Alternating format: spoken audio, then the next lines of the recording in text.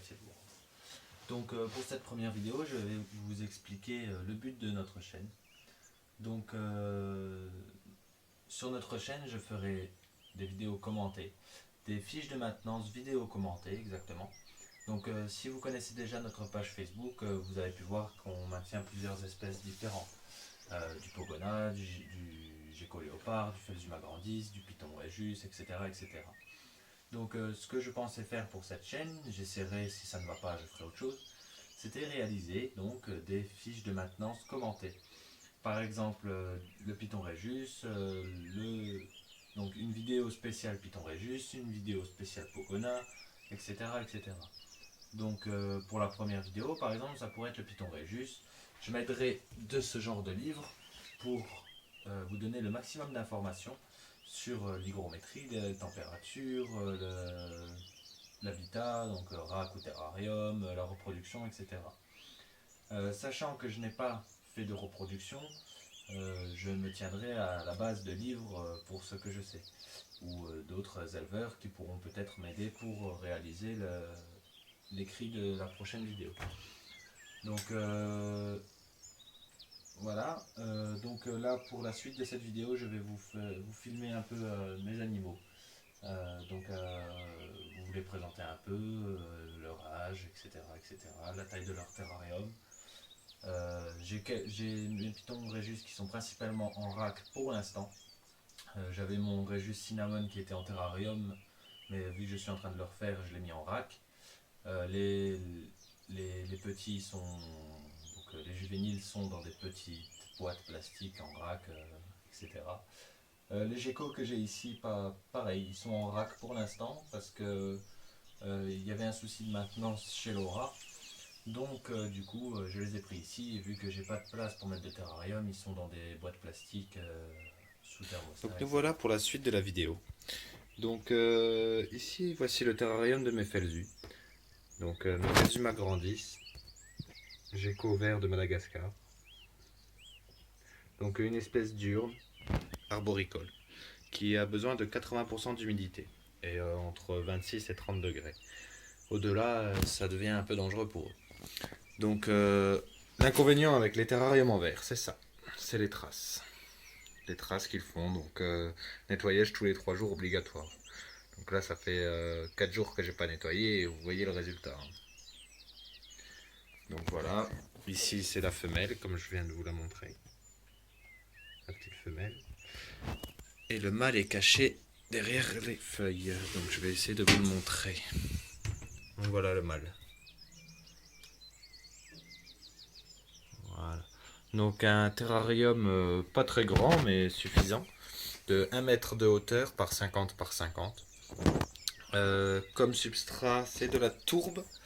De la tourbe humidifiée pour que l'hygrométrie reste. Avec un système de pluie artificiel. Bon, pour l'instant, il ne fonctionne pas. Je ne sais pas pourquoi il ne fonctionne plus. Il faut que je regarde. Du coup, je pulvérise à la main. Donc, c'est simple, un bon pulvérisateur comme ceci. Et puis, rien de mieux. Ne jamais pulvériser de l'eau froide. Surtout si c'est directement sur l'animal, on risquerait une stomatite. Donc voilà, pour mes Phelsus. Pour les prochains, je vais vous présenter mes Pogona. Donc nous voici là pour les Pogona. Donc ici j'ai 3 Pogona dans une batterie de terrarium. Donc une batterie de 1m20 sur 1m20 sur 60 de profondeur.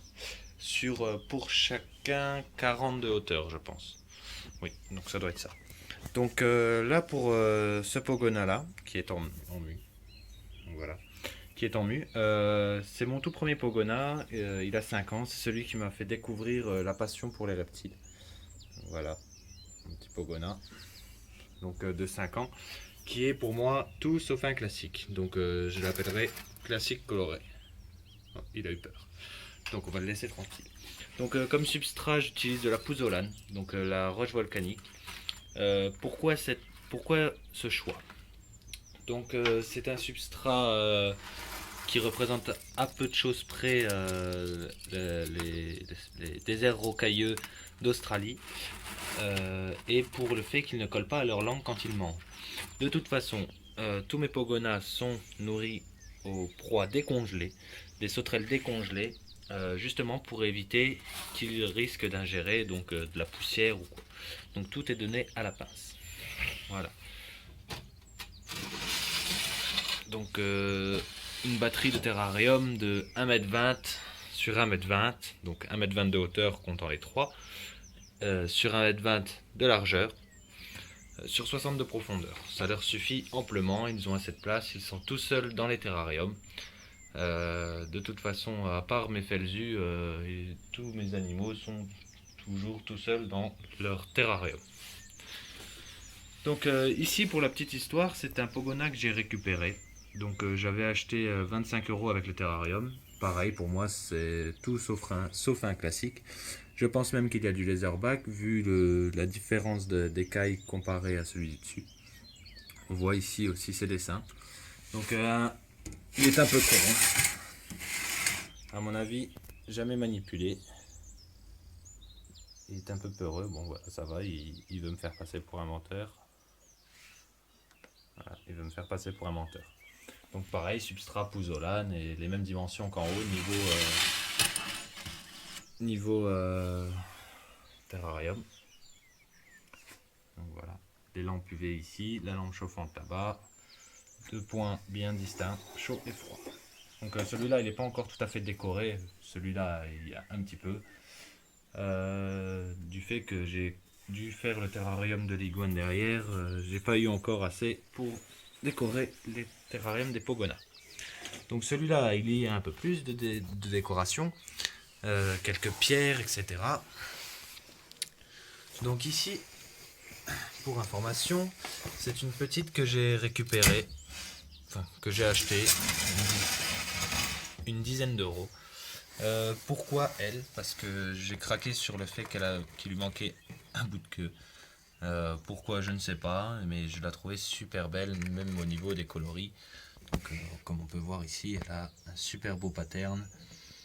Et, je ne sais même pas quel âge elle a, hein, mais un jour j'essaierai de la reproduire avec le tout premier que je vous ai montré. J'espère que ça sortira quelque chose d'assez coloré, d'assez joli.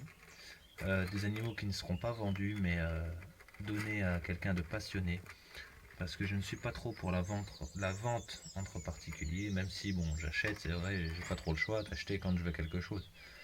Mais voilà, j'aime pas vendre mes animaux. Voilà, c'est tout.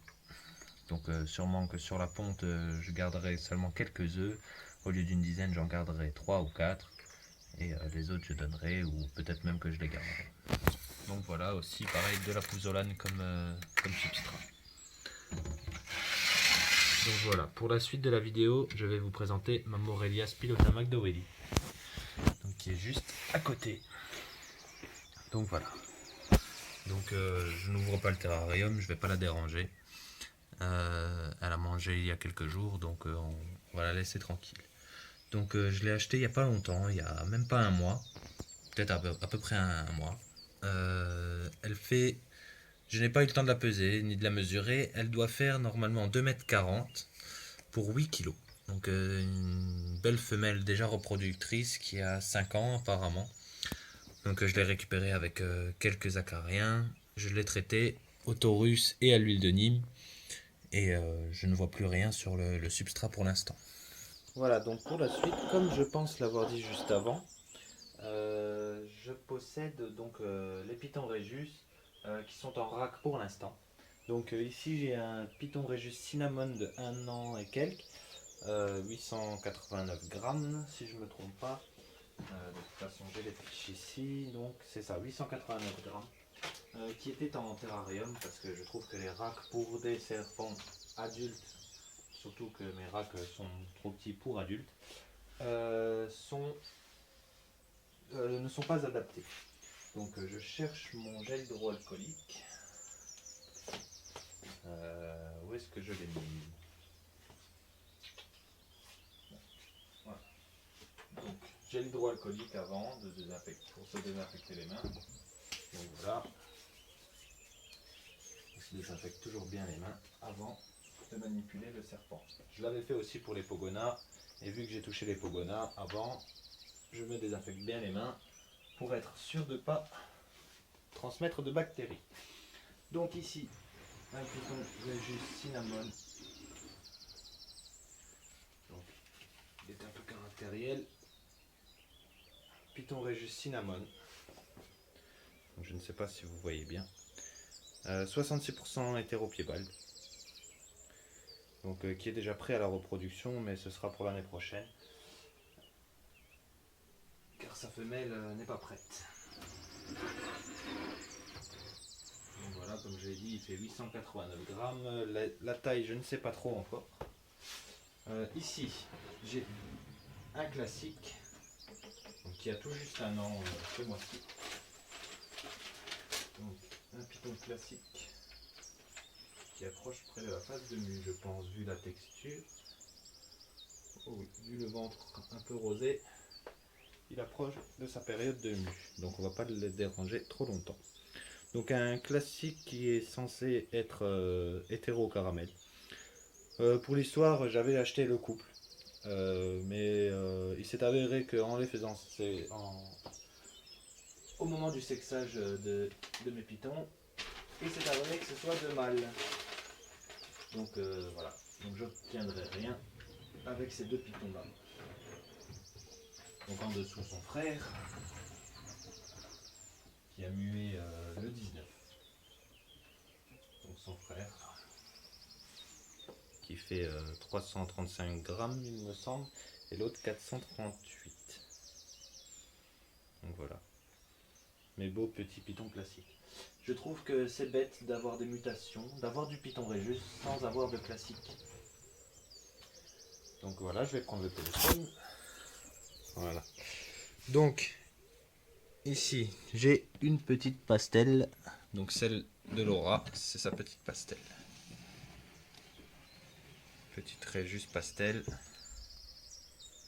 Acheté à Caperan Reptile, pour ceux qui connaissent, à Béthune. Voilà. Et ici, j'ai le petit chieur de la famille, un pinstrip qui refuse de manger. Donc je ne souhaite à personne un serpent comme ça. Donc voilà, un petit pinstrip qui refuse de manger, obligé de gaver. Donc gavage obligatoire, je ne souhaite à personne ce souci-là. C'est désagréable autant pour l'éleveur que pour le serpent. Donc voilà au niveau python Régis. J'en ai encore un, comme je vous ai dit, la femelle de ce cinnamon qui sera pour plus tard. Donc l'année prochaine, normalement, elle devrait être prête. Ou dans 2 ans, je ne sais pas encore. Elle fait aussi 800 et quelques grammes. Elle a un... Donc nous voilà dans la suite de la vidéo. Donc ici, je me suis aussi désinfecté les mains, bien évidemment. Donc ici une gecko léopard choco albinos qui est apparemment gravide, qui je pense va pas tarder, pardon, qui je pense ne va pas tarder à pondre. Du coup j'ai déjà mis l'incubateur en route, donc je vais vous la montrer d'un peu plus près quand même. Donc choco albinos acheté à une bourse. Donc voilà, on voit bien son petit ventre rond. Je pense que c'est pour bientôt. Donc voilà, je lui remets sa cachette. Et on la dérange pas plus. Donc mise avec un mâle classique. Ici, nous avons un petit gecko léopard. Un ou une, on ne sait pas trop encore. On l'a acheté pour femelle, mais on ne sait pas trop encore. Un petit Maxno radar. Encore peureux, hein, donc ça reste du petit gecko. Très peureux. Qui commence à avoir pas mal de couleur jaune. Qui était blanc et un peu mauve avant. Donc voilà, Maxno radar qui faisait 12 grammes le 13 octobre. Il faudrait que je le repèse. Donc on fera une vidéo au moment de la peser. Ça coince un peu. Hop, voilà. Donc ici, une gecko léopard ibinobel. Donc pareil, un ou une, on ne sait pas trop. On l'a acheté pareil pour femelle à Béthune. Mais ils sont encore un peu petits pour déterminer. Donc ibinobel. que je trouve super jolie, qui a mué il y a 2 jours. On va lui remettre sa petite cachette. Est-ce qu'elle se laisse prendre? Oui, qu'elle se laisse prendre. Donc voilà, à la lumière. On va la mettre à la lumière ici. Voilà, avec un pattern magnifique. J'adore. Vraiment. Voilà, on va la laisser faire. Voilà.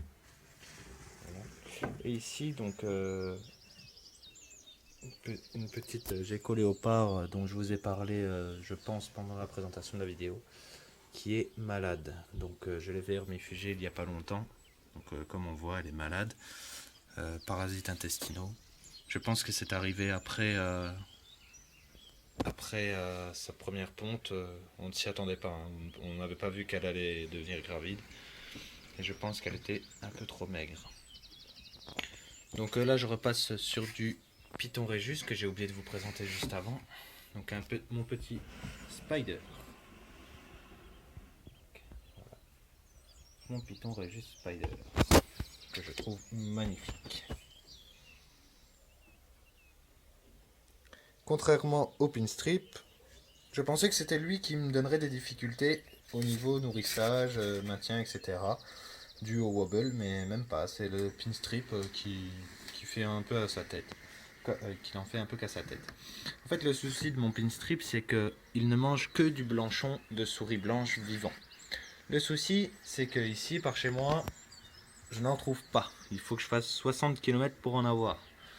Donc j'ai mon élevage de rats, un élevage de mastos bientôt pour essayer de le redémarrer. Mais j'ai toujours ce souci où il ne veut pas de raton vivant, ni décongelé, ni assommé. Je n'en sais rien. Il a déjà tapé une fois du raton, mais le souci c'est que avec le raton, il a régurgité, le raton était trop gros. Donc ici, pour continuer, le terrarium de mon iguane. Donc un iguane rouge qui, pour la petite histoire, est un iguane que j'ai récupéré de gens qui en avaient peur. Donc j'ai été jusqu'au Luxembourg le chercher, à côté du Luxembourg, le chercher. Et il vivait dans un terrarium trop petit. Et le souci, c'est que, comme un achat impulsif que je ne fais plus maintenant, un achat impulsif, un achat non, on me l'a donné.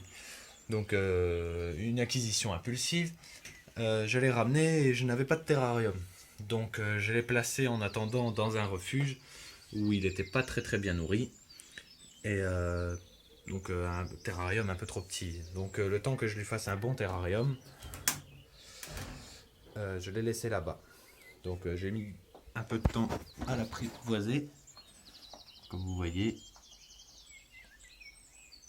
Voilà. On va pas le déranger plus longtemps. Il a peur de la caméra. Parce que quand je rentre sans la caméra, il réagit autrement. Donc un terrarium de 2 mètres de largeur, 1 mètre de profondeur et 1,80 m de hauteur. Qui lui suffira normalement quand il sera adulte. Si ça ne suffit pas, j'agrandirai un peu encore. Au niveau hauteur, je serai un peu juste, parce que j'ai que une vingtaine de centimètres au-dessus ici. Donc s'il faut agrandir, ce sera plus en largeur qu'en hauteur. Donc pour les ampoules, c'est deux ampoules. Donc il y a une, c'est une Arcadia et une, c'est une si je me trompe pas, une Exoterra. Oui, c'est ça. Une Exoterra, une 160 watts et une 150 watts. Pour avoir un bon point chaud à 35 degrés au-dessus et le point froid en bas.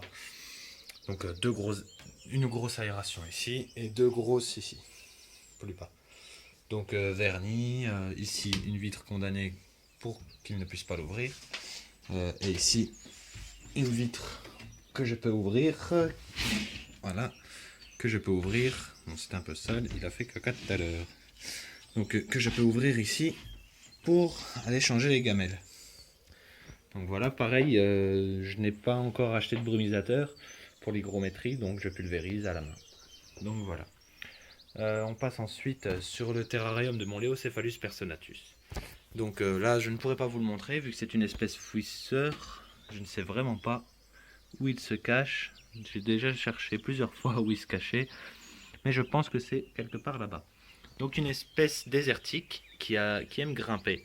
Elle aime grimper, qui court très vite. Et il faudrait que je le filme manger parce que c'est vraiment spectaculaire à voir. Voilà, donc un terrarium de 1 mètre, donc 80 cm, pardon, sur 60 par 45. Ou par 50, non par 45. Plus tard, d'ici le mois prochain, je pense lui ramener une ou deux petites femelles. C'est une espèce très rarement reproduite en captivité, donc j'aimerais bien essayer. Voilà. Donc voilà. Je pense avoir fait le tour. Donc je le refilmerai plus tard, mais vous pouvez le voir dans la vidéo précédente où j'ai filmé un peu tous mes animaux. Voilà. Donc nous voilà pour la fin de cette vidéo. J'espère que cette petite présentation de mes animaux et du but de la chaîne vous aura plu. Je vous dis à très bientôt. Ah oui, et je vous parlerai aussi très bientôt d'un projet qui me tient énormément à cœur. Je ne vous en dirai pas plus, à part que c'est un projet de site internet. Donc un site internet qui, j'espère, en tout cas c'est mon but, révolutionnera un peu la façon de voir la terrario, qui facilitera aussi aux débutants et aux professionnels, ou même non professionnels, enfin un peu tout le monde, de se simplifier un peu la vie avec les grandes maintenances, les personnes qui ont énormément de reptiles. Voilà, donc c'est un site internet application et je n'en dis pas plus. J'espère que cette vidéo vous a plu et je vous dis à tous à très bientôt.